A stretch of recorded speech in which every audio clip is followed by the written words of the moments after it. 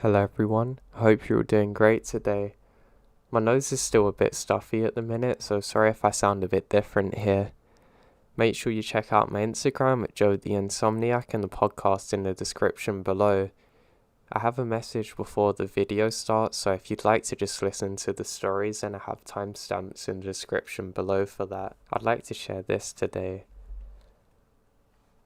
I remember that when things were bad for me and I was struggling with my issues, I couldn't see a way out.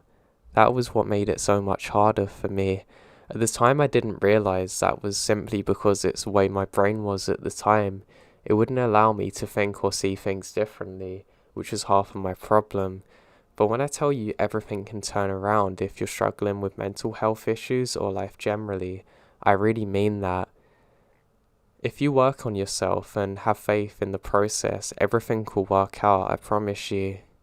You're not going to be able to see it now. It's going to be something that you'll look back on in the future when you're better, and you'll realise how true what I'm saying is. You can do it because I done it too, and there's nothing wrong with doubting yourself or feeling bad or down at times. Also, if you're having a rough day or things aren't going your way mentally, it's okay. Don't view the day as a failure. Nothing's really a success or failure.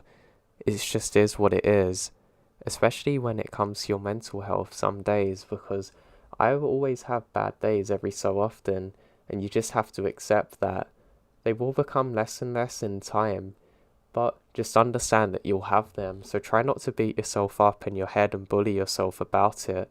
It won't get you anywhere. You have to take control of your own thinking, because when you're in a bad or dark place, your brain knows you better than anybody else in your story, and it's always looking for the path of least resistance. So if you have a bad day, remind yourself it's okay. It's not a failure, it just is what it is. There'll be brighter days. You might not be able to see it now if you're really struggling, but I promise you they'll come. I believe in you, and you're not alone. So I hope that can make a difference for some people out there. I hope you're all having a great week and take care. I'll speak to you all soon. This is my story. I want to post the full version. The Woods. This is a very strange story, and I'm not the best at writing things out, but I'm going to try. I live in Georgia, the state, in a rural town not far from a major city. There's a set of woods that's behind our house, and it divides the two neighborhoods. It's about a mile wide, if that. Strange things occur here and always have. Small things like random trash, traps, etc. I should mention it's more swampy marshes and woods, so it makes camping in there impossible. Now one night, I was taking our dog out. He stays in the back half of the house due to him not liking other dogs. I took him out to the side door and walk around the house to the fence. For some reason, when we left the house, he was absolutely terrified. He didn't want to go out. Very unusual for a dog who's quick to snatch someone's soul if prompted. Not thinking about it, we pushed onwards. After he tinkled, we walked back. This is when I noticed it, or rather heard it. The crunching of leaves. At first I thought it was one of our dozen cats on the property, until I realised it was actually matching me. If I walked, you could hear it walking. If I stopped, it would stop. There's a small clearing between the woods where one of the sheds is. That's when I saw it. My dog was first to see someone. Then I saw, I don't know, a creature. It was taller than the shed, so maybe a good 8 feet tall, and it darted across the clearing crazy quick. My dog, who, again, isn't scared of anything, bolts, so I quickly dropped the leash and he ran to the door whining. I was quickly behind him. Once we're inside, I quickly bolted the door and ran to my girlfriend and tell her what happened. She immediately wanted me to investigate, saying it's probably a woodland creature. Armed with 2 flashlights, we go out. As soon as we walk towards the wooded line, we can hear something moving around, maybe 200 yards away. As we scanned with our flashlights, We don't see anything, but keep hearing it. Then we heard it getting closer and closer until maybe it's 20 feet away. Still, nothing. No eyes, not even an animal call or noises. My now scared girlfriend heads out to the house. I decide to check with the neighbours to see if maybe one of the dogs has actually got out. When I arrive at my neighbour's house, who we'll call Dave, he explained that all of his dogs are accounted for. Curious, he came to investigate. He appears a little spooked though. That's when I noticed whatever this thing was following me through the woods to Dave's house, and now actually going around it. This is really weird. Gun in hand, we went into his backyard searching for something. We could hear it rustling, maybe running around. It's about 100 yards away in thick swampy woods. Way too thick for a person to walk in, let alone run. Then it stopped. It was dead silent, scanning on the edge, and we can hear something, but see nothing. Then bam! It's 5 feet in front of us. It slammed the fence so hard it rocked it back and forth. Dave, who's scared terribly, shoots at, well, nothing. We stop for a second and look at each other. Now I should mention the woods are really thick. Now to run in these woods is pretty much impossible. It was almost like it had teleported there silently, slammed the gate just to spook us and run. Then we heard it. It was human in nature but not English, no. It sounds more alien-like. Not a known language. Dave, a hunter for at least 40 years, still can't explain what it is. Anyway, after we heard it, we bolted.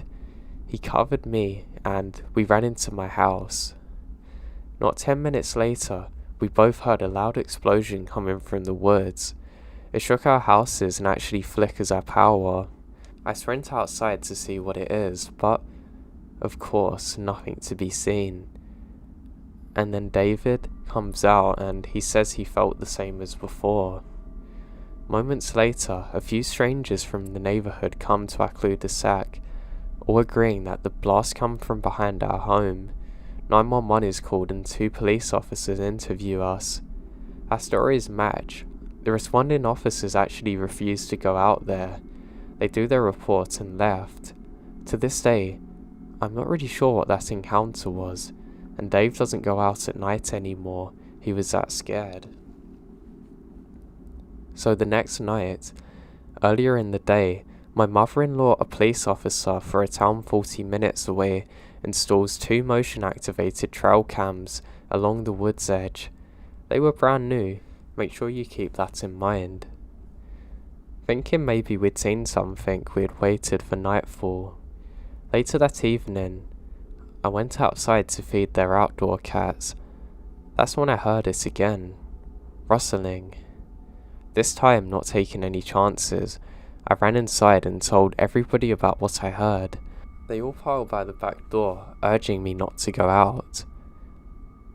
I decide I want to. I grab a flashlight and walk there, to the edge of the woods.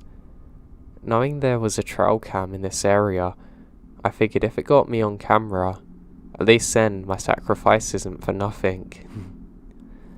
As I got to the wood's edge, I could hear it still rustling. I'm shaking at this point because I can tell I'm maybe 15 yards away from everyone. Everyone at the back door is watching me and can hear this thing. Then it got quiet. For a moment it was gone, or so I thought. Just as I'm scanning my flashlight trying desperately to see, I hear this loud boom sound. Something fell out of the tree and hit the ground so hard it shakes the ground under me. It was so close that I was sure something was going to hit me. I drop my flashlight and run 100 yards back to the house in what feels like 2 seconds. I scream, "Get the hell in now!" and everybody scampered in. They heard the thud too. Our neighbour Dave actually decided to call my mother-in-law to ask what the loud crash was. Now, I can't believe he actually heard that from 700 yards away. It's insane to me. Once the adrenaline died down, we realised that this must have happened right next to the trail cam. problem solved, we got the evidence of this thing. The next morning we checked the SD cards on all the trail cams. They have videos up to 11:47, but the rest is corrupted. They were both brand new cams with SD cards. We reset everything and put them back, but to this day, we've never encountered that creature again, or caught anything on the trail cameras.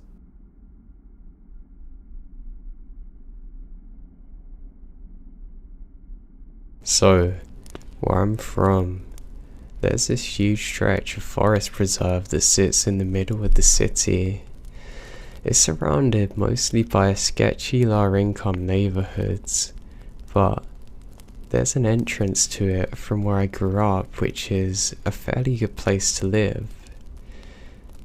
It's as far away from the city as you can get without being in the suburbs, I guess. When I was about 11 or 12, my best friend at the time and I go exploring in the woods because it was a different and interesting landscape than all the sidewalks and school playgrounds and safe places we used to. Now the preserve itself wasn't entirely wooded. There were big open lawn areas where people could barbecue in, and big hills where kids would sled in the winter. Now there's also a paved path that ran through part of it. But since we were dumb and trying to be rebellious, we always tried to stray as far from those areas as possible. Exploring the more deeply wooded areas, it might also be worth mentioning that about 10 years before we started going here, kids from one of the local high schools used these woods as a place to get drunk until someone got stabbed. Then, 4 years earlier, a woman released 2 dangerous pit bulls in the woods because she couldn't take care of them and didn't want them to be put down, and they ended up mauling at least one person and attacking another one. So, knowing all of these things, we still decided it'd be a fine idea for 2 little white girls to just wander around this wooded landscape away from civilization for hours. We did this for almost a whole summer without a incident. Once we stumbled upon a lean-to-type shelter, but no one was home, so we just tried to stay away from that area. But one day we strayed a little further into the woods than we had intended. Things got creepy really quick. We had just been wandering around. We weren't really looking to go anywhere. I started hearing rustling in the ground away behind us. I didn't think too much of it, just thought it was an animal or something. And it didn't sound very frequent, so I didn't think much of it. Then, I suddenly heard something that sounded like a human voice. I froze, and my friend did too. We looked at each other and turned around to see that there's 2 boys probably our age a ways behind us. The 2 things that weirded me out at first are that we're not on a trail. We hadn't been anywhere near one in the last half hour, let's say. What's the chances that we'd see anyone wandering through the massive expanse of this forest? Immediately, I began thinking they're following us. The second thing that creeped me out was the appearance of the second boy. The first kid seemed normal enough, but his friend had a big head. I'm talking big. I noticed it from a distance. His head just like mushroomed up, as though he had something wrong with him or was wearing a mask. It's hard to tell. It's very unsettling to be confronted with this in the middle of nowhere. When my friend and I turned around to look at them, they saw us, but didn't acknowledge us. They just kept talking to each other, walking towards us through the trees. My friend and I are now thoroughly freaked out, deciding now would be a good time to try and head out to the woods. We couldn't turn around because we're afraid that would bring us closer. So we started heading west because we knew it'd eventually lead us to some kind of boundaries. We were making a pretty good pace really, weaving around stumps and around brambles and small shrubs and fallen trees. Every couple of minutes looking behind us to see that our new companions were slowly gaining on us. Now one time when I turned around, I saw the regular looking kid pointing at us, not saying a word. So even more freaked out, we tried to pick up the pace even more, going as quickly as we could without running. I think because we were scared, they started running too. Eventually, we began to see a clearing and a street with houses on it, and we frantically scrambled into it. But about 20 feet from us and freedom is a massive ditch, filled with what looks like a deep stream and countless numbers of large metal trash items. I'm talking like a washing machine, an old 50s style fridge, what appeared to be a rusting coat rack, stuff that you did not want to get cut on, and there's no visible waterline above. Our hearts sank when we saw the obstacles between us and perceived safety. We quickly decided the best idea is to travel along the side of the ditch until we found somewhere to cross. About 5 minutes later, with our friends travelling behind us, we were able to cross a fallen tree to the streets. I look at them while I'm crawling over, and they slow a little. It seems as though they've realised that they can't chase us now. Either way, we're back on the street, feeling safer, but they're still no more than 100 feet away from us. Neither of us had ever been to the neighbourhood we come out on before, but luckily my friend was a lot better with directions than I was, and was able to figure out the streets we needed to take to get home. We ran about 3 miles back to our neighbourhood, sprinting at first, then just jogged the whole way back once we were sure we weren't being followed anymore. We were terrified and it felt as though we were being chased for an hour.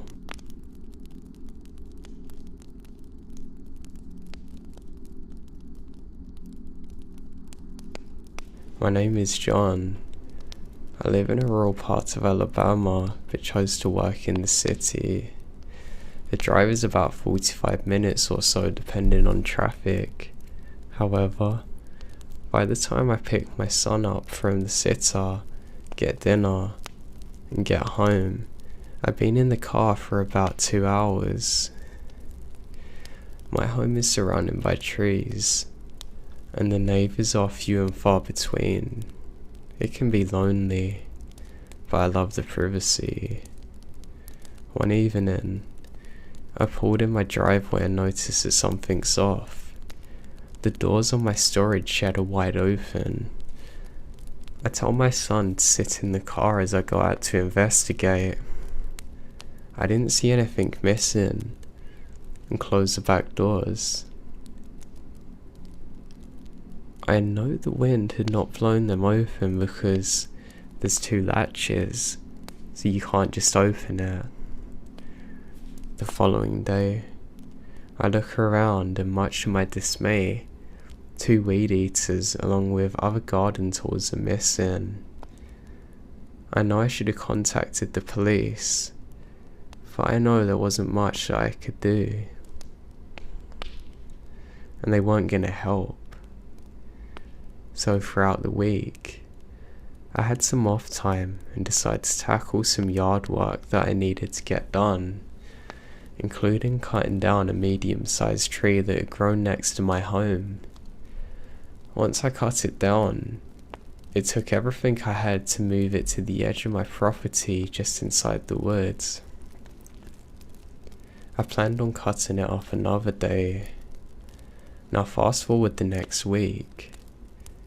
It's Friday night and I left work at 7, picking up my son, arriving at home at 8:30. As I pull into my driveway, my son and I noticed somebody laying across it. It looked as though a tree branch had fallen across my driveway. As I drove up to it, I thought to myself that there are no trees over my driveway. Once I looked towards the base of my tree, my heart sank to the bottom of my stomach. It was a tree I'd cut down. I put it clear on the other side of my property until I could cut it up.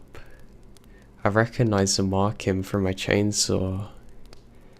I didn't know what to do. My son and I sat there in silence for at least 5 minutes. I rolled down the passenger driver's side window and just inch in and listen to see if I can hear anyone out there, yet I hear nothing. I then realized in order for me to get to my home, I would have to move the tree. I told my son I was going to get out and move it, just enough so we could get past and I would lock the doors. If anything happened, he could use my phone to call the neighbor who lived the closest. I darted out of my car and moved the tree slightly and raced back to the car. I was terrified. Luckily my son was on the ready to unlock the door for me to get back in. I drove up towards my home and we got in safely. No, I didn't sleep well that night. The next day I wake up to find the trees moved again. This time, a few feet behind my car. To this day I'm still baffled as to who could have done this or what their intentions were. Next time I'll be smarter and call the police. I do have another question that I can't answer. How did someone know where I put the tree after I cut it down? Whoever did this must have been watching me. I put the tree in the woods. That thought alone is enough to keep me up at night.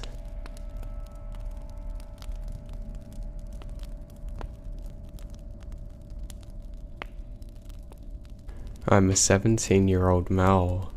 My girlfriend is 18, and I live on around 150 acres of land in the south. Neighbours are scarce around here. My girlfriend had just finished her senior year of high school, and we'd been planning on spending the summer together since she'd be going college soon, and won't have as much free time. I woke up and got a pot of coffee like I normally do. I turned on the news waiting for the brewing to finish. I began to feel uneasy, or a sense of foreboding. Something was off and I didn't know what. I finished off my cup of coffee, then hopping in my truck to go and get her.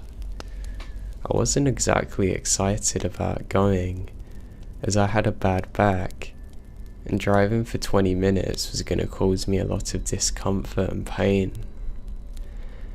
Now you're probably asking, why she didn't just drive herself over to my house? Her car was old, having alternator issues. I finally get to her place, she gets her things and we head back to my home. As I drive down along the long gravel path to my home, I begin to feel that something isn't right. We get back to my home and go inside and get her things situated. My mum had a day off work, so I decided it'd be nice to make us all a big breakfast. I fry up some bacon and eggs, biscuits and gravy. We finish up and my girlfriend and I decide we're gonna head back through the woods to part of the creek that had a small bank covered in sand. Now if you didn't know, the US is having a problem with feral hogs, so going into the woods without the gun's a bad idea. I grab the shotgun, some rounds, and we get going. As we're walking through the woods, the sense of dread comes back and is worse than before. I almost said we got back home. I wish I did. We get back to the beach, for lack of a better term. Hang around for a while before I say we should probably head home. As soon as I ended my sentence, we heard rustling in the distance and what sounded like snarling or snorting. No creature could make a sound like this. It sounded demented, deranged. We got our shit together and began speed walking back. The rustling and snarling get more frequent the further we walk. Keep in mind that we're walking through dense vegetation. I say probably 10 or 15 feet in front of her through the woods. About halfway back to my home, my girlfriend dropped her beach towels and reaches down to pick it up, and as soon as she does, a man comes sprinting at her full speed from the woods, grabbing her by the hair, snarling what sounded like a mixture of screaming and crying. I can't describe it. It paralyzed me.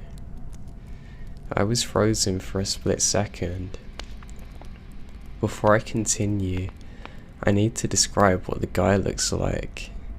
He had long matte brown hair, looked as though he hadn't shaved in a week, and was wearing nothing but jeans that are ripped to hell. I'm 6'4" and 120 pounds, not really the most threatening looking guy. Now back to what I was saying. She started screaming for help. Now I carry a knife on me at all times. I've never actually thought about using it as a weapon. I didn't know if he had rabies or some other disease, so I slung my shotgun off my back and racked the side.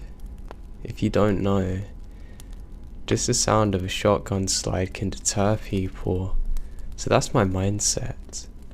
I don't have any rounds loaded or intention of loading any. The man turned around, looks at me with an evil, sadistic smile. For a split second, I thought he was gonna come after me. Thankfully he didn't. He ran back into the woods.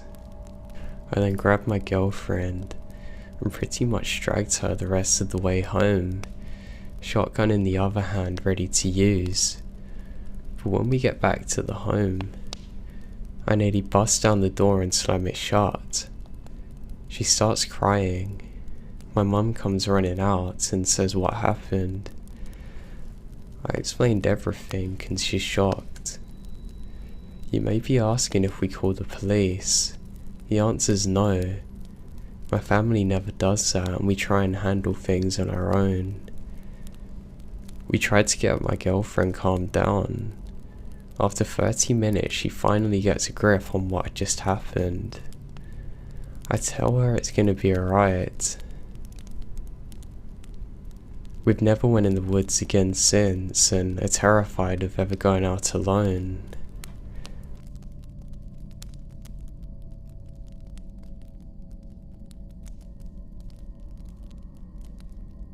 When I was 13, my best friend and I used to seal metal dust caps off of cars, putting them onto our BMXs, because we thought it looked cool. We were just little toe rags back then, and I got used to being chased. So I was fast. My friend, however, was not. Sounds bad to say, but he was even overweight back then. I was the athletic one. Anyway, we would walk around local housing estates stealing dust caps. One night we were bored and decided to go looking for some. We walked up into the housing estate about 15 minutes from where we lived. This was a small estate, nearly fully surrounded by a large wooded area, popular with dog walkers. We get through the estate with no dust caps found, apart from one car at the top of the estate. As I bend down to unscrew the dust cap, I notice a man. Crap, he's looking at us. My friend watches and waits for us. He sees the man go back inside and wait at some bollards at a little pathway facing the woods. As we're leaning against these bollards trying to act normal, I heard the sound of branches breaking. I look up and saw a man's face staring at us from behind a tree at the front of the woods next to the path. I run as fast as I can on instinct before I had even warned my friend that somebody was there. I just assumed that he'd seen him as well.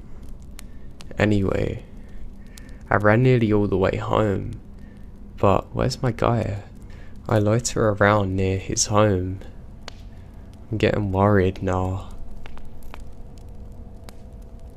I was really hoping that the guy wouldn't catch up with me. What do I do now? I can't just leave him. I had a slow walk back up near where we'd seen the guy, but I was terrified to go further in case he wanted to chase me or whatever. I decided I was going to go back through the estate and have a look around for him. No sign of him. Where's he gone? I'm terrified now. What if he's been dragged into the woods? I was thinking, I'm gonna have to go and tell his dad. This was my last port of call. As I was walking back, I see my friend fast walking home towards me. Where have you been? Getting these 2 for you and 2 for me. He had 4 skull ones in his hand. They're cool as hell. Did you not see the weird guy in the woods? Yeah. He wanted me to go over to him. He got really weird and started chasing me. Anyway, I ran and got these. So we head home and all is forgotten. Until years later, I move out from my parents' home into my own flat, but in the same estate as my parents. I used to suffer from insomnia. Not the only one. This was when I was around 20 or so. Not the only one. So I used to take my dog on long walks when I couldn't sleep. So one night at around 3 AM-ish, I get my coat and head out with my dog. I ended up walking to the top of this housing estate near where we went all those years ago. As I'm walking around the perimeter of the estate, the dog stops about 20 meters in front of me. I didn't pay much attention until I got closer. Hairs were standing up on the back of my neck. She starts growling, just at the woods. I stopped and got a strong smell of cigarettes as though somebody's right next to me. Needless to say, I sprinted out of there and I've never walked that way again since.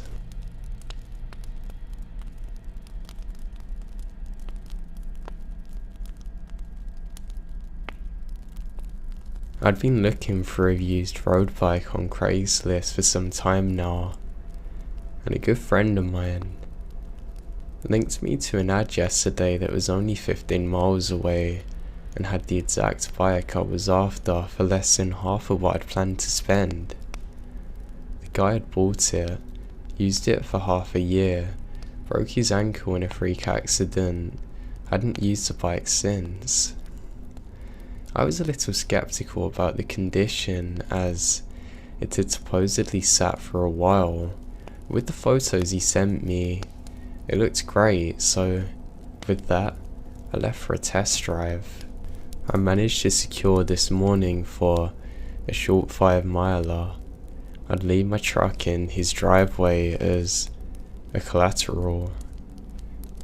Morning almost passed me by when I slept through my first 2 alarms, only to be drugged from my sleep late by my very last one. I quickly realized what time it was, gathered my cash, and my cycling clothes before running out of the door without pants on. I quickly threw a pair of shorts on heading to my truck. Now Craigslist can lead to some iffy characters, so I've always let someone know where I'm going. This time I texted my mum to give her a heads up. The drive's uneventful, except it put me in a real sketchy neighbourhood across the country. I was less than a mile from the country line, and I didn't really know the area that well, so I was glad that I'd left the extra time when I ended up getting lost. I wasn't truly lost. No one with a smartphone ever is, but I was close. Happily I found the street within a couple of minutes, and I was pulling up beside the houses a couple of seconds later. Like I said, it's a pretty sketchy neighbourhood. I'm somewhat ashamed that I was prepared to tell the guy no if the bike looked stolen. The area looked really scary, and I had looked up a list of local stolen bikes on Craigslist in case the numbers matched. Now after a couple of minutes in the driveway, the door suddenly opened and a huge bull mastiff came charging at me with no leash. My first instinct is to turn and run, and I damn near did. But I remembered from my sister-in-law, who's a veterinarian, that dogs are most adapted to actually chase people and bite them. So instead I stand my ground, making sounds, enough for the dog to actually turn and run. And this is the first experience I have of pulling up there. I don't know if the dog's gonna come at me again, and I suddenly hear the door open and the owner stepping onto the porch. Now, if Pentuino was big, this guy was bigger. He hadn't been sized properly when he brought his bike, because I'm 6 foot and a 56cm bike fits me like a glove. He's probably 6'7" or more. He's every bit of 300 pounds. He walks with a slight limp. I assume from the lingering effects of an ankle injury. As carried as a Louisville slugger as he approaches me. The dog's linked away from him, beginning to cower in fear behind me, which I have to imagine is comical to see. Every fibre of me wanted me to jump in my truck and drive the hell away, and never look back again, until he spoke. He had a higher tenor of a voice that was borderline comical, but actually fit him well. We got to talking a little bit, and I found out that he's a semi-professional singer. He loans his voice out to the local choirs who need someone to fill in a spot during performances, and has actually helped record several soundtracks for a small budget movie. He, much like his dog, was also a huge teddy bear. Shortly thereafter, the dog was greeting him, much like he greeted me. During our conversation, we actually came to the bike, and he talked about how he'd broken his ankle at work. Even with physical therapy, cycling just put too much strain on it. He was hoping to save for a small, above ground pool to help him work on his ankle. His house was split level, and he kept the bike in the basement, which attached to a garage. It was an odd setup, but seeing as how the house was built into the side of a hill, it does make sense, I guess. The basement, however, was something taken straight from the depths of the creepiest horror film I've ever seen. It has an old barber's chair, needles and syringes and small knives. I began to get worried when he must have saw the look in my face and explains that he runs his own small-time tattoo parlor when he has free time. He does piercings as well, but he doesn't have any of those on his person. He proceeds to show me the intricate work that he's done on both of his forearms.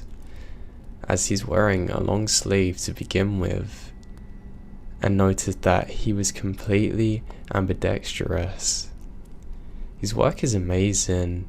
He etched a flowing scene of colours, shapes along both of his arms, and it's still in progress.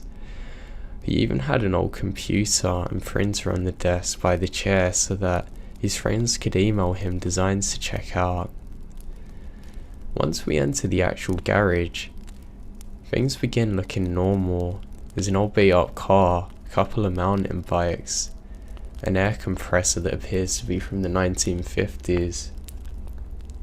Finally, I saw a nearly new road bike leaning on the old car. It was in pristine shape, no visible scratches, and didn't have any chain or gear wear that I could see at least. I asked him if I was good to test ride it, and he responded with, "I already pumped up the tyres for ya." I left my truck in the driveway as promised and head out on a short 5-minute loop. I would take about 18 minutes or so. I was precise on timing, and I'd be right back. The bike handle shifted like a dream, shifted cleanly, and probably had a few miles on it. Both sets of gears worked as though they're purchased the next day. I was getting up speed far quicker than I did on my fitness bike. I was planning on doing a few really long rides in the coming weeks. This was certainly going to be a massive upgrade. I was really stoked and already purchased clip-in shoes and pedals, along with a spare tube in case I got flat. After less than a mile, I was ready to buy it. The remainder of the pavement was pure enjoyment. Halfway through, I could see a few high school boys gathering on the road ahead of me. It looked as though they're trying to get the tyres down to block the pathway. I wasn't really familiar with the neighbourhood and with the bike, so I decided to hop onto the grass to go around them. I was moving at a good clip, so I had to be careful. One of them threw something. I realised there's a car tyre rolling directly towards my path. I'm an experienced rider though, with a few thousand miles under my belt. I dodged the slow moving wheels with ease. The boys then chased after me on foot while I bolted for the house. I looked back a few seconds later and they're gone. I did however catch a glimpse of one of them as he blended into the trees, and then I was alone again. Every bend was a new point of terror. I didn't know if I'd run into them again or see them busting out of the woods randomly, so I stared just for a second. Can't see them at all. I decided to book it. I was pushing 25 miles per hour when I rounded the last bend and hopped into the driveway as quick as I could. But the man and the dog are nowhere to be seen. I don't see the kids either. I still wanted to buy the bike, so I slowly entered the garage and walked towards the basement hoping to find him. Several tense minutes go by and there's no sign of him. If I were a dishonest person, I would have just taken the bike and left. I could have even left money for him, but I didn't want to be bait like that, and I'm not a thief, so I waited. I finally heard movement from within the house, so I climbed the wooden stairs to the main floor, tentatively knocking on the door. The movement within suddenly stopped and I heard some scrambling across the floor. I presumed that it was just a dog until the door opened a few seconds later and hits me. I jumped back down one step to avoid the door, grabbing something. Looking ahead, I can see one of the boys from earlier at the top of the stairs. Several of them standing underneath, grabbing my ankles. One of them slowly walks past the counter desk with an iron in his hands. This was one of those times I'd love to say that I fought back and knocked several of the attackers out, before busting through the door calling the police, but no. I tried to run. I grabbed the railing and tried to shake my feet free. Fortunately, the railing wasn't as sturdy as it looked and gave out under me. At the first hint of my body weight, it came crashing down off the side of the stairs onto the concrete floor, head first. I black out. After an undermined period of time, I slowly come to, only to see that I had a dark hood over my head. Oddly, my head didn't hurt. I must have blacked out from the fall. I could feel that my hands were bound with rope as well. I could hear voices around me, asking me what they should do with me. Someone muttered, "Bury the last one," and a few people mumbled in agreement. I could see a little bit through the hood and make out half a dozen figures. The man and his dog are nowhere to be found. I hope they'll come back shortly. But I realised that he's in danger too. He may have already met his fate. I tried to remain as inconspicuous as possible and waited for the best opening I could get. I was planning on sprinting back out the main garage door into my truck. I kept a spare key in the lining of the driver's seat. It's not an expensive truck, so I'd never been worried about having it stolen. The kids could have kept my wallet, keys and phone. I'd happily trade them for my safety. I saw a few of them digging through a tool chest and bringing out tools that made metallic clanging sounds. Now this honestly gave me goosebumps. Ready as I was to run, there's always something that can go wrong. At that exact moment, the guy comes home.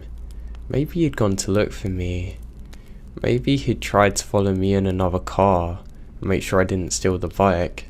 I don't know. But he was walking off into the garage at that exact moment.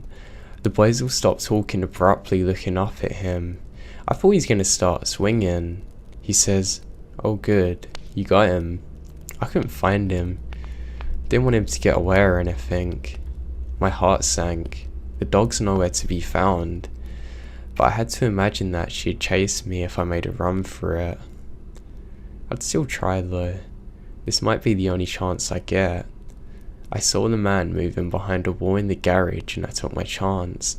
Bolted my feet and was all the way to the garage before I heard the first kid exclaim that I'd moved. Then the guy was right there. I couldn't see and didn't have a chance to get my hands free. Then the man's right in my face. He moved so quick for someone so large. I didn't stand a chance. His bare paw-sized hands grabbed me by the shoulders saying, "Where are you going?" as I shake my head in fear. He sat me down, strapped my arms and legs to the cold metal. It was then I realised that there's a halo above the chair, eerily resembling an electric chair. I can hear the dull hum of high voltage electricity nearby. As if he realised that I noticed that, he nodded and pointed to a large breaker built into the wall. "That's it, I'm gonna die." Suddenly, a guy comes in really close and says, "We're just joking with you." And they all burst out laughing, saying, "We scared the hell out of you." Now these are people that I've never met before, and I still have no idea what's happening or if this is a mind game. I stand up and bolt for my truck. I managed to get in and slam it into gear. I drove away and never went on Craigslist again since.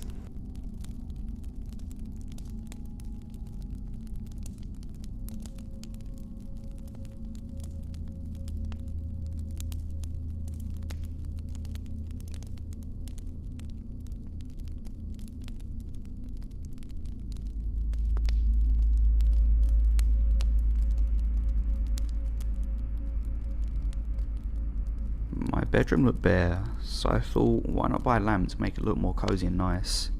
After everything that's happened, I honestly would have just kept my bedroom the same.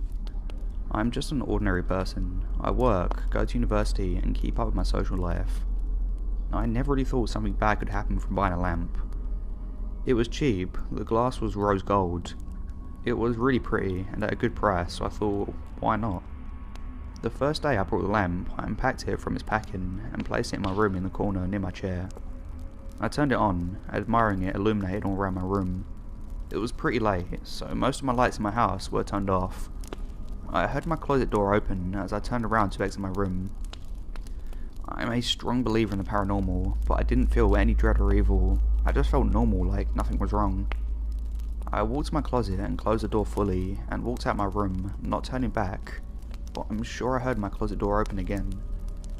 I had a few friends around for a girly night in. My friend Katie needed to use the restroom. I moved into my house recently, so she didn't know where anything was. I directed her to the bathroom and carried on talking to my other friends. 20 minutes later, she's still not back, and I go back to check if she's okay. I go up to the bathroom and she's not in there. I search the guest room and she's not in there, so I check in my room and she's in there, staring at the lamp. She was literally on the floor staring at it. I found it pretty weird, but she was probably really drunk. I think everyone was except for me. I walked in and asked her what she was doing. She ignored me at first until I nudged her. Then she just snapped out of whatever she was doing, stood up and walked back downstairs and acted like nothing happened. Before I carry on, I think I should mention some things. I've just turned 20, I'm engaged, and I'm also expecting my first child. Me and my fiance Dan recently moved to Europe and bought a cottage. If you've read my previous post about the cottage, then you'll know that I was having problems. Anyway, that's it, and I'll carry on now. So anyway, the next morning Dan asked me if I'd forgotten to turn the lamp off last night. I distinctly remember going to sleep in the dark, but obviously I must have forgotten. Weird things like that happened for a while, but then we started seeing things. Like then the lamp was on and we'd see dancing figures on the ceiling.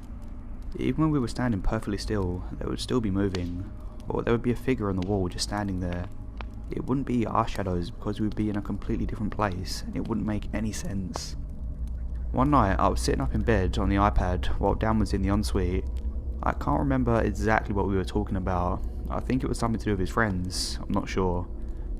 I noticed the shadow just standing there. I watched it for a good 5 minutes, then it moved. But it didn't move on the wall, it's like it was walking towards me. I was so engrossed I didn't call for help. I turned to Dan in disbelief, but he was just frozen. We could hear heavy breathing. It reached the bed and then just disappeared. The floor was still creaking.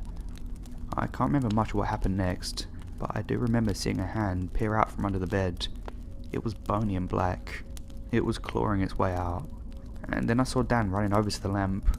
He picked it up and smashed it against the wall, and then we were there in the dark. This happened last week. Nothing else has happened so far. I don't think the lamp was the problem.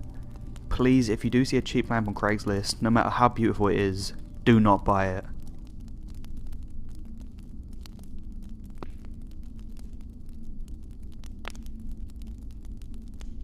I had to buy a new car off of Craigslist. There was an elderly gentleman that was getting rid of his old daily driver. He said he loved the thing, but never got to use it, and he was far too old to be driving around anymore. He seemed normal enough when I spoke to him on the phone. So, off I headed. As I was driving, I get a text message from him saying, "Oh, I've left the keys under the door, just let yourself in. I might be asleep, so you'll have to wake me up." Weird, yes I know, but at the time I wasn't really thinking of it and more concentrating on driving. When I arrived to the location, it's truly in the middle of nowhere. The sounds of nature are everywhere, yes, but people? No. It's one of the oldest houses I've ever seen, looking like dropping a match on it could let the whole thing go up in flames. Kinda hard to describe, but literally like something straight out of a horror flick. So I pull up to his driveway. There's no sign of him. He must be asleep. I guess that's where he's old. I look at my phone again and he says, "I'm just inside, just come let yourself in. Just make sure you check under the mat for the key." Now I get a weird feeling about this. I go to the mat anyway, and when I lift it up, there's just a piece of paper. I didn't think there was actually words on it at first, but upon closer inspection, In really bad handwriting it says, "You better start running." Needless to say, I noped it the hell out of there. I bolt back to my truck without even looking back.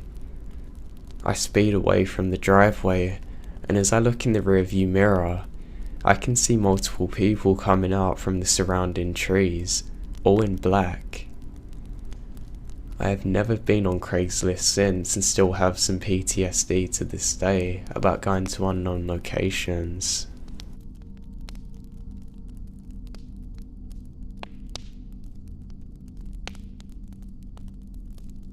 Last year, when I was moving from my apartment to my house, I dropped my box with my laptop and it was damaged beyond repair. I definitely didn't have the money for a new one, so I went on Craigslist to find a cheap deal. After hours of searching for one that was decent and affordable, I found a Windows 10 for only $25. I was astonished and emailed the owner right away in hopes it hadn't been brought as such a good deal. I was in good luck because they miraculously hadn't sold it yet. I was ecstatic and went to pick it up. I asked the man why he was selling it for so cheap, and he said his sister had recently passed away and they were cleaning out her house, so they were selling different things from her house. It didn't creep me out too much that I was using a dead person's computer, but I felt weird that they were giving up her belongings so quickly. I brought the computer home and was excited to use it, so I plugged it in right away and it started loading after a minute. It was crazy. The computer was in perfect condition, not even a scratch, and was loading surprisingly fast. When it started up, the background popped up and it was a pitch black screen with 3 letters that read EMX. I didn't know what it meant, but I suppose she had worked for an obscure company. I wondered if she cleared off the files from her computer, and being the nosy person I was, checked the On This PC tab for files. I didn't find anything at all until I checked the Documents tab. There were just 3 items there. The first item read, Case 322 Experiment. I clicked the first open, and it came up a summary of the little experiment of Case 322. Case 322. Notes. Case suffers severe schizophrenia and depression, and experiences frequent hallucinations and paralysis. We will be experimenting with treatments for her unique and unusual case.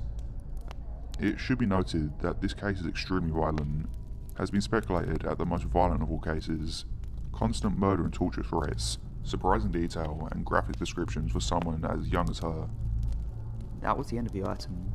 I was horrified by the fact that it appeared they'd given me a computer formerly used for children's neurology experiments. Being the curious person I was though, I decided to keep reading on. The biggest mistake of my life. The second item read, Safety/concern. Forewarn.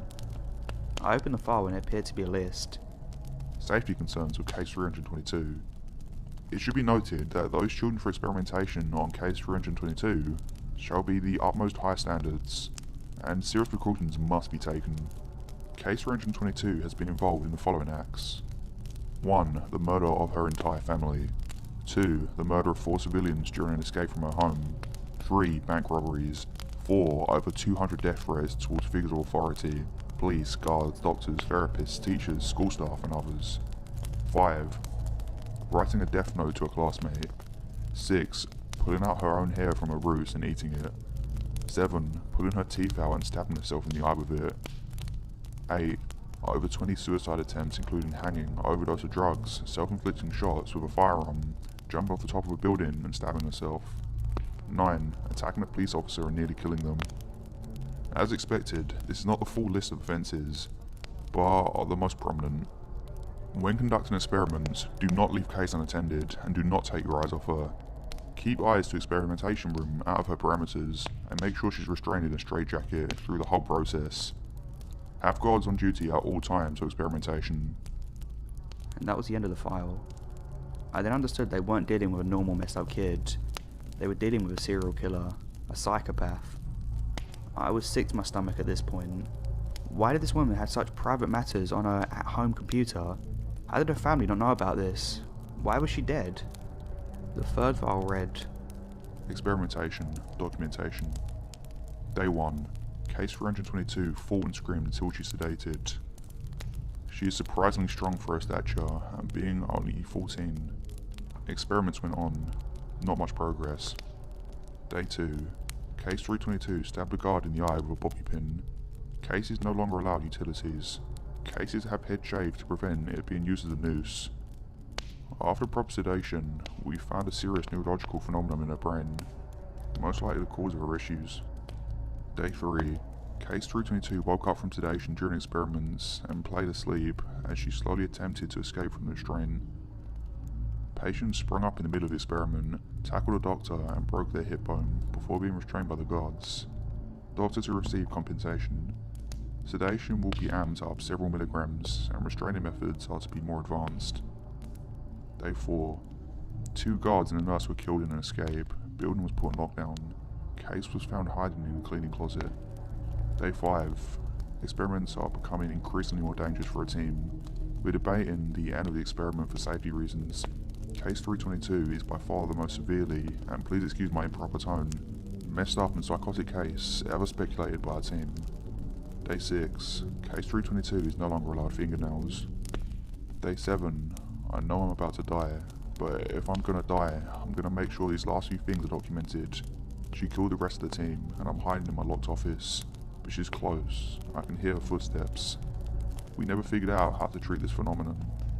This is rarely ever, possibly never said in this field, but this case is absolutely helpless.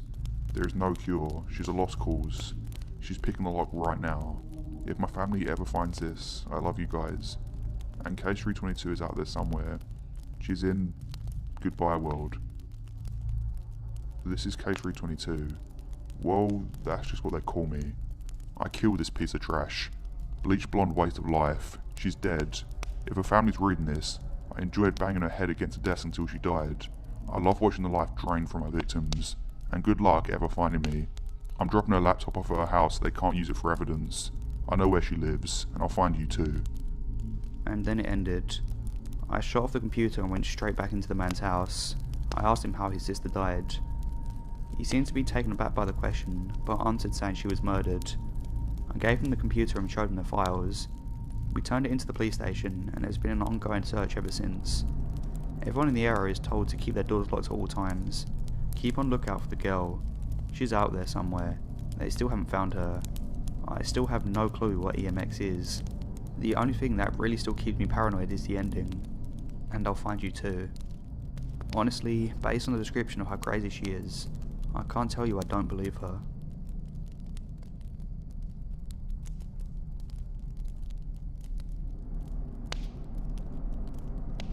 If there's one piece of advice I can give anyone, it's don't take the cheap way out, no matter how good it seems. Something about that decision will bite you. You might be lucky, it may only be a mosquito bite, but if you're not, it could be a great white shark bite. For me, I wasn't so lucky. Obviously, I wouldn't be writing to you today. A couple of months ago, I got in a very bad accident. It was so bad that my car got totaled almost beyond recognition. My insurance company gave me a decent amount of money for it, but money was tight for me. I needed a car fast. I went to the place everyone goes looking for a good deal, Craigslist. For a day, I kept looking for a deal I couldn't say no to. I needed a decent running car for cheap, that's also reliable. All the sellers at the time were asking for fair prices, too fair for me to get them. I was about to give up one night when I come across a deal I couldn't say no to. The guy Robert was selling a 2001 Camry with 100,000 miles on it, claiming it'd run smoothly for a good price. I contacted Robert and he told me I could test drive it the next day.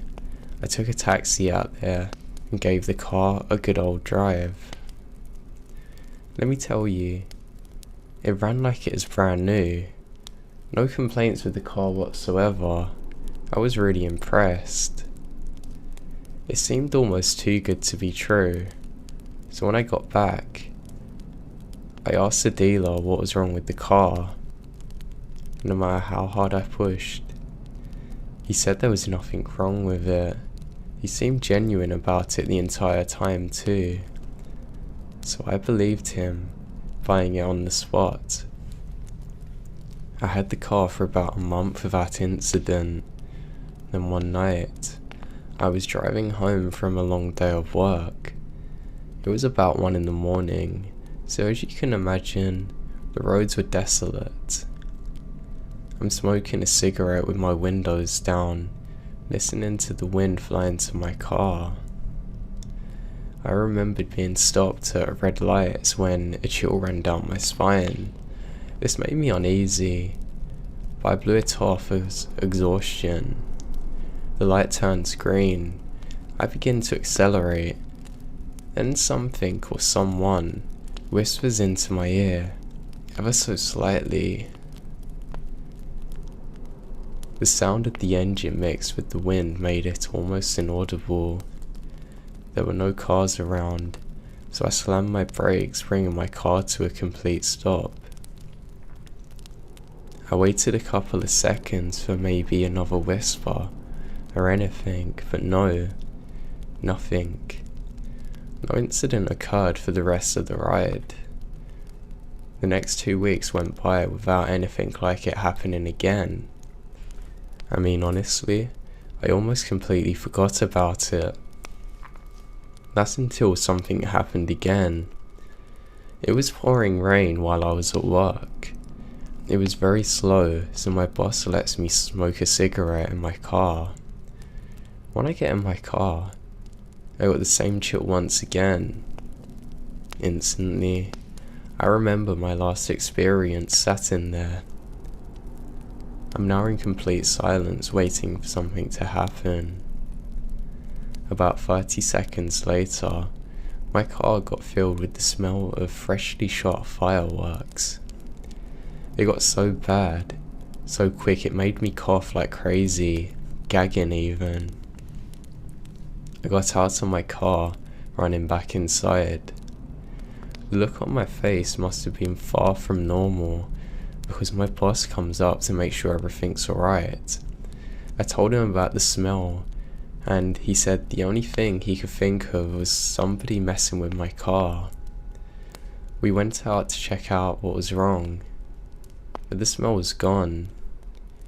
He said he's going to check the cameras, but he never found anything. I tried to blow it off again, but this time I couldn't find a reasonable explanation. After an hour straight of thinking about what could have happened, I tried to give Robert a call. Sadly, this guy had the nerve to cancel his phone. About a week later, I just got into an apartment to deliver a pizza. It's going pretty routine. The guy's cool, gave me a nice tip. I even had a good conversation with him. As I was about to wrap things up and head out, I noticed something that caught my attention in the parking lot. "Hey, you drove that Camry here, right?" he said. "Yeah, why?" "I think there's someone in your car." I look in my car and sure enough, I see a girl sitting in shotgun. She had black hair, was very pale, wearing a dress. Crap, call the cops. For a few seconds I thought, I wasn't crazy, and I finally got the person messing with me. Sadly, this wasn't the case. When I was on the 3rd floor, the girl was looking forward while I faced her side. I lost sight of her going down the stairs to the 2nd floor, but saw her again as I got down, and let me tell you, I nearly fainted. She was staring directly at me with a smile from ear to ear. But that's not the worst part. Her eyes was something else. They looked kind of blue but almost black around the outside, something I've never seen before. I was mesmerized and terrified. The next thing I know, I feel a tap on my shoulder, breaking my trance. It was a guy I delivered the pizza to, informing me that the police are on their way. He said to me, "Why was I standing there?" I explained. Look back, but the girl's gone. The police ended up coming. We filed the report and they did a quick search through my car to see if there's any signs of a break-in. Sadly, there's none. Everything's in place exactly as I left it. The police said they would check the cameras and inform me if they see anything, but they never spoke to me. Over the next couple of weeks, I would hear the damn whispering again, but only when my car or something in my environment made a loud noise. At first it was occasional, but by the second week, it was there almost every loud sound. I could also make out separate voices now, one of a man and one of a woman. I still couldn't understand what they were saying. That was until I was on my way home tonight. A few minutes from my house, I got a chill again. I knew it was coming. This time, I heard it so clear. It's your turn now. I felt ice cold breath running down my neck. In my peripheral vision, I could see her reflection in my rearview mirror waiting for me to turn and look. She kept whispering them damn words in my ears, almost creating a thick layer of ice on my neck. The longer she whispered, the more it felt as though I was being pulled into her influence. Finally, I got home, ran inside, locked myself in my room, but I'm starting to think I was making a mistake. If I were to look out my window, I could see my car and hear the whispering again. There's two girls and one guy. They kept telling me to look at the car just one more time, really quick. Maybe I should look. I mean, what's the worst that's gonna happen to me?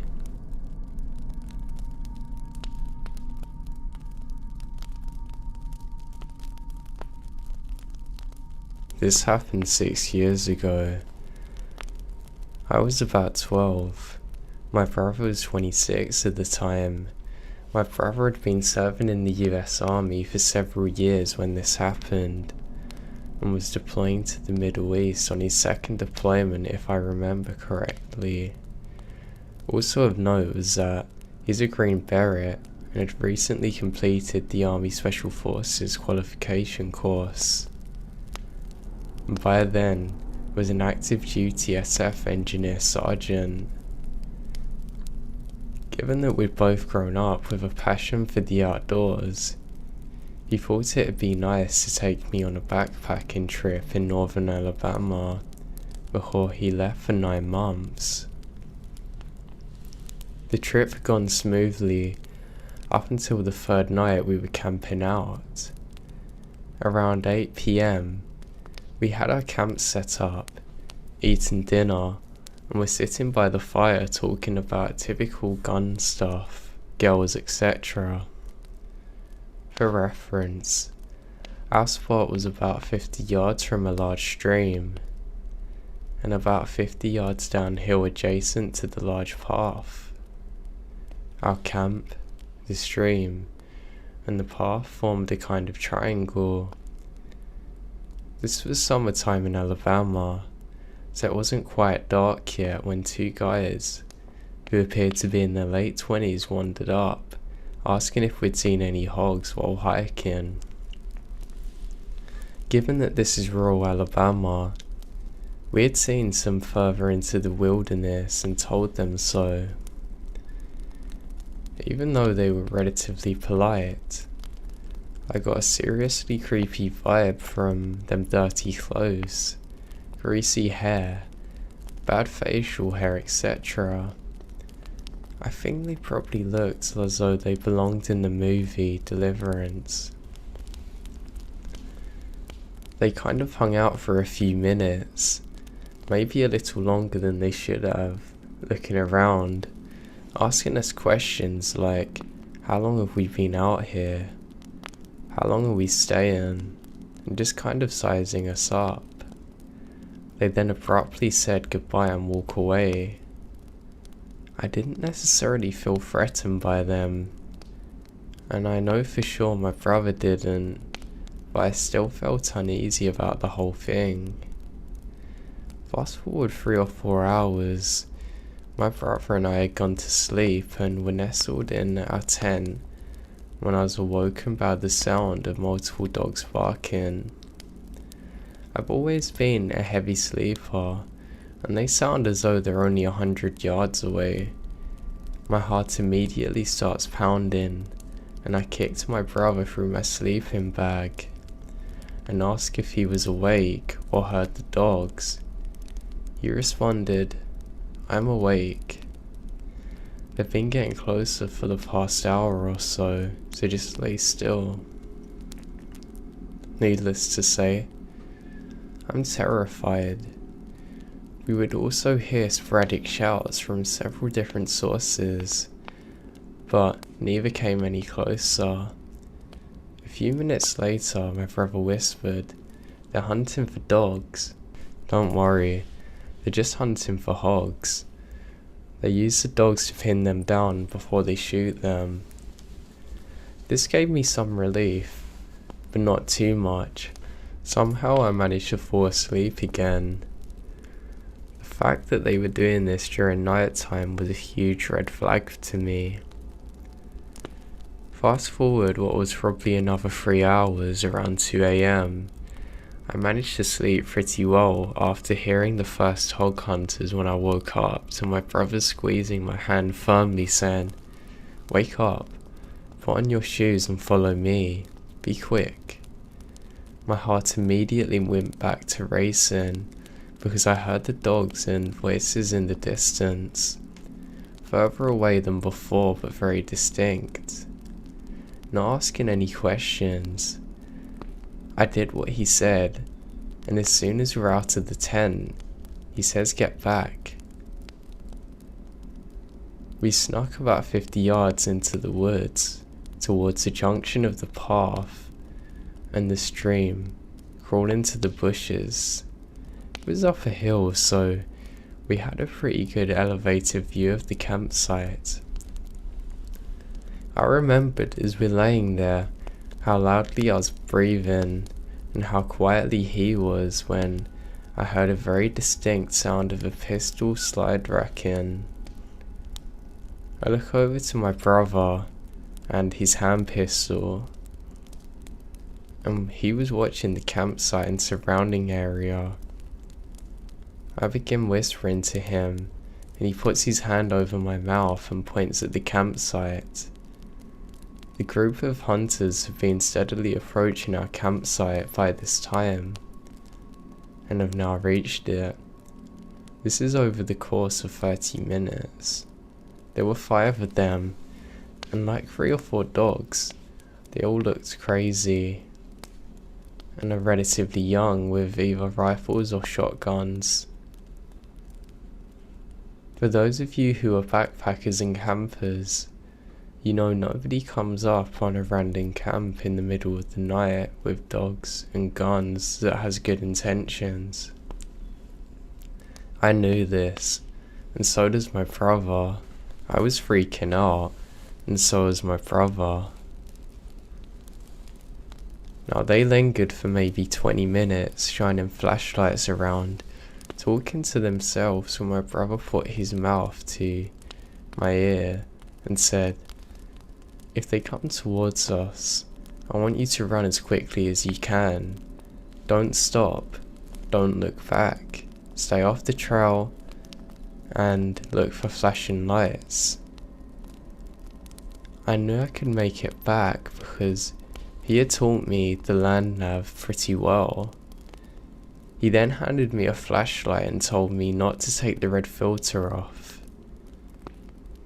He told me later that the red filter helps preserve night vision, cutting down ambient light so it's harder for someone to see you from a distance.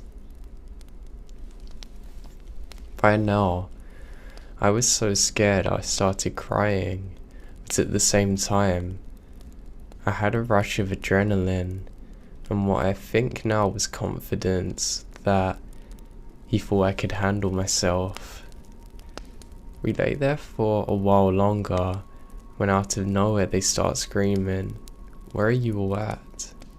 firing at random in the woods. My brother dragged me back behind the crest of the hill, throwing himself on top of me. Thankfully, our position on top of the hill is protected from any gunfire.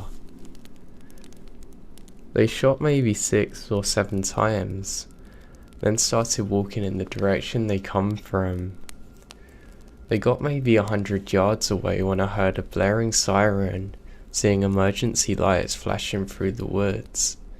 Turns out, my brother called the forest services on a satellite phone, and my family had it for emergency services, and had actually sent out to the forest services and game wardens to our area of the wilderness.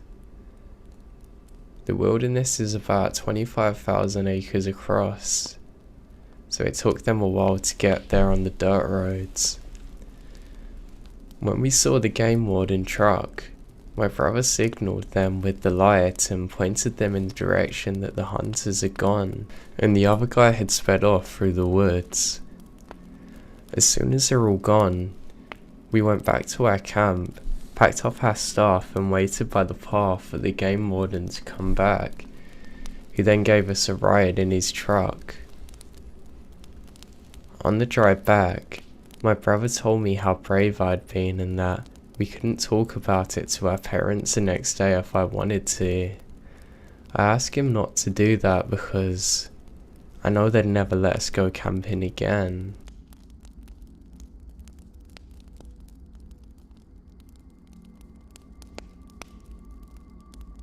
When I was about 18, me and some friends took a trip about 7 hours or so down to the Appalachian National Forest near Tallahassee, Florida. We were going to do a little car camping, drink a few ice cold natty lights. As such, we didn't want to get bothered by any park rangers, so we drive way deeper into the woods. We get there, set up camp, had said natty lights, and me and a guy decide to do some exploring. So we walk about 100 yards from our campsite to the main road. We see another path directly across from us and start walking. Immediately, we started seeing signs that someone had lived there for a while. Big bags of trash, stuff like that. Shouldn't have been a huge red flag to turn around, but, you know, we're young, nothing can hurt us. So eventually we get to the campsite of an older white guy living out of his van. Clothing lines strung up, coolers placed around it, and a big gorgeous dog. I think it's maybe a golden retriever. We tried to back out, but he sees us and begins talking. He's friendly enough, asking where we're from, tells us some cool spots to check out in the park. We end up chatting to him for about 10 minutes and go on our way. I kept thinking to myself how odd it was that he gave directions in steps, not in yards or miles. The guy always seemed off balance too, not drunk, like he's on a balancing beam or something swaying a lot. And he was super excited to talk about national parks and forests where we're from. Okay, camping part's over. We go back to our tents. Now fast forward 2 months. Somebody calls me last night and tells me to turn the TV on. I oblige. I then see an old dude in a van. You see where I'm heading with this. I get annoyed at my friend and say, "Why'd you wake me up for this?" He says, "No, watch." And I see the golden retriever and it all clicks. What the hell? The guy's name is Gary Mitchell Hilton, convicted of at least 4 murders. He kidnaps and murders a girl on Blood MTGA, an older couple, and a girl in the Appalachian, not far away from where we saw him. Obviously we called the cops and they put us in touch with the FBI, and we get flown down to take investigators to the campsite. We point out every spot we saw in it thinking, tell them exactly what happened, show them the places he describes to us. Now, I didn't think anything would come out until after the trial, but apparently they found what appeared to be partially destroyed human finger bones in and around the campsite.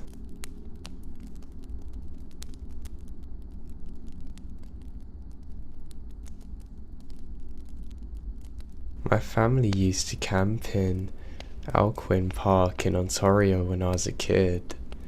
We used to do a lot of day hikes with our dog. Now, the dog was a crazy runner and would run up and down the trail, back and forth between my parents, brother and I.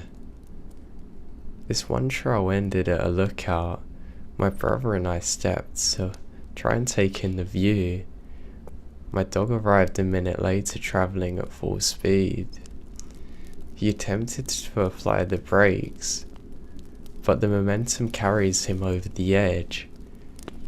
We freak out thinking that our dog's gone off a cliff with maybe a 70-foot drop. I ventured over to the edge to look, and my dog somehow landed on a ledge which is only 10 feet down. Now what? Any movement and my dog's gonna fall the rest of the way down. It's a sheer-faced drop with no way to get there. And out of the blue appears a hiker with full climbing gear. Now, this area is not known for a lot of climbing, and I've never seen anything like it before. The guy goes down, rescues the dog.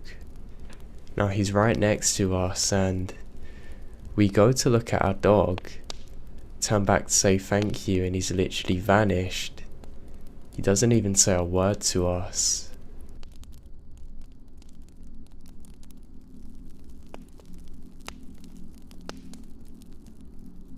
This happened to me some time ago, back when I was 10, on a school field trip to a group of cabins some 70 kilometers or so away from the city I lived in.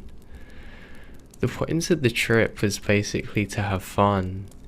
We weren't being taught much other than how to make shelters and light a fire in rain. For the most part, we're supposed to spend the majority of the time just fooling around, playing tag and swimming in the nearby lake, and maybe playing board games inside the cabins when it's pouring. Things turned out to be less than fun. At first it seemed to be a great trip. We got to choose our roommates, and my group of friends and I obviously chose one together.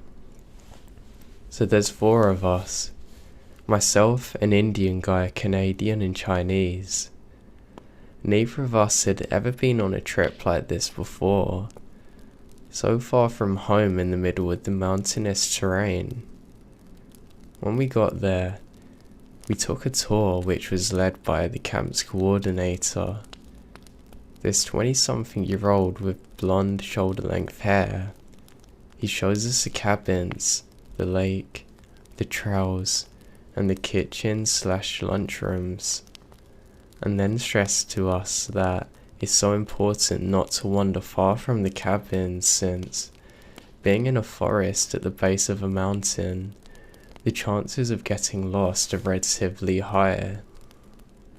So we finished the tour, ate dinner, and then were guided to bed. As we had arrived somewhat late, my friends and I are extremely excited, with this being our first time sleeping away from home and everything. The Canadian friend had the seemingly brilliant idea to share ghost stories while we got ready for bed. We each come up with a fictional character that will creep out kids or murder people or something. I came up with this idea of someone called Psycho, who would hide behind the shower curtains and then stab you when you stepped inside. Another guy come up with the typical monster under the bed that grabs you, dragging you under the bed. As the hour passed, the lights out drew closer.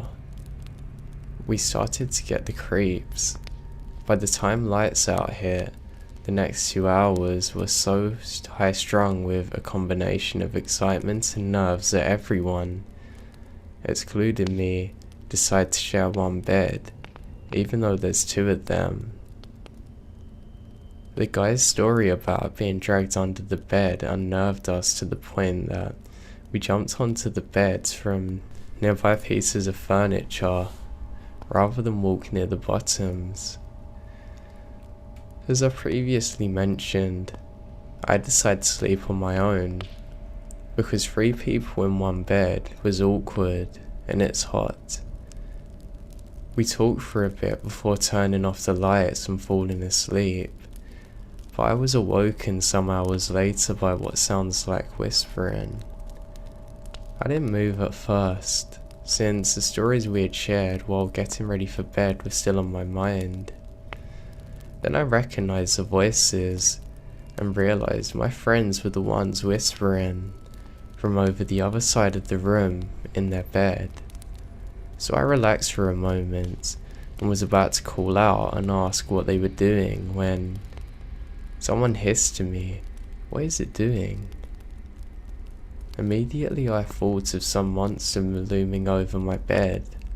I freeze, eyes darting around in the darkness. I didn't see anything, as the room was empty, and it's just too dark to be able to really see anything. I'm now starting to panic a little bit. Someone else speaks. It was looking at him, said the Chinese guy, then adding, "Do you think it'll break the window?" And then I look at the window. It was one of those floor-to-ceiling ones with the latch that opens up to the balcony. Standing up to the balcony, pressed against the glass, was a silhouette of a person. The curtains were drawn, but they were white and thin, and we could see the wrapped shadow of a person, illuminated from the dim moonlight. The man was holding a long pole with a wide end, similar to a sledgehammer or axe. "Guys?" I whispered. The man outside didn't move, but the Chinese guy did. I don't even know how he worked up the courage to do this, but he crawled out of bed and slowly worked his way to the side of the window, ducked down low, all commando style. He reaches forward, grabbing the curtains, and was about to peek between the fabric when the man outside knocks on the glass. The poor Chinese guy jumps up so badly that he pulled on the curtain, causing the entire thing to rip off the railing, letting us see the person outside. He was dressed in black, aside from a pair of orange shorts, having a ski mask on. What he held in his hands was actually a shovel, rather than a hammer or axe. Nevertheless, the 4 of us were terrified.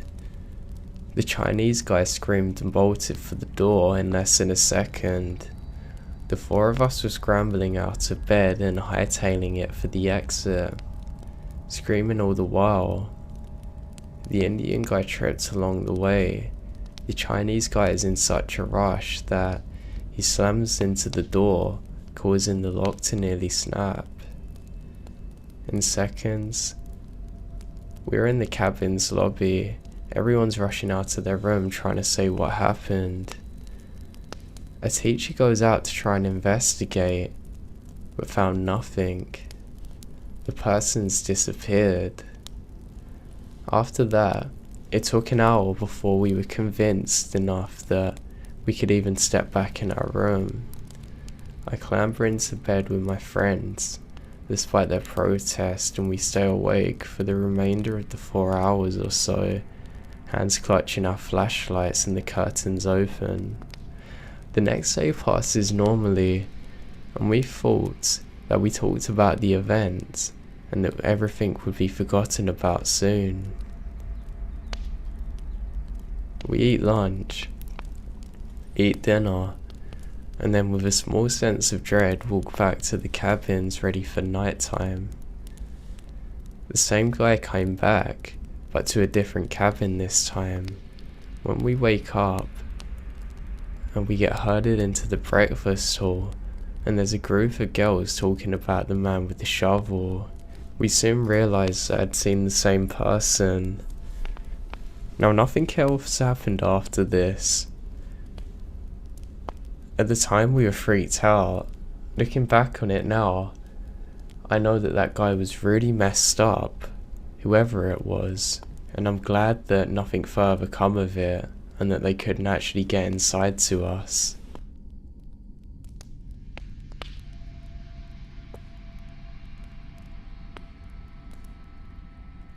No, I'm not a camper or ranger, but an archaeologist.